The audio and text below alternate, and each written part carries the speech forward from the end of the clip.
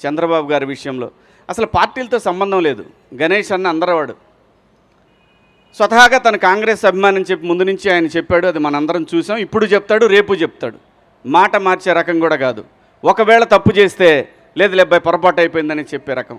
అది ఎవరికి ఉంటుందంటే ఒక నిజాయితీపరుడికి మాత్రమే అటువంటి లక్షణం ఉంటుంది. తప్పు జరిగినప్పుడు క్షమాపణ చెప్పడం తప్పు కాదు, పొరపాటు జరిగినప్పుడు నేను మన్నించండి అంటాం తప్పు కాదు.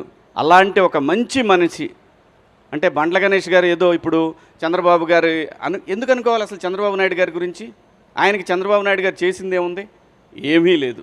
కానీ సమాజానికి చేసిన దాన్ని తన గుండెల మీదకి తీసుకొని ఇన్ని కోట్ల మందికి జీవితాలను ఇచ్చిన మహాన్ మనిషి జైల్లో ఉండటం ఏంటనేది ఆయన మనసులో పడింది. ఆ రోజున పడి ఒక ఏదైతే మనకి కృష్ణా గోదావరి నదులు ఒక చిన్న డ్రాప్తోనే మొదలవుతాయి, అలాంటి ఒక డ్రాపు ఒక మహా ఉద్యమంగా మార్చగలిగాడు.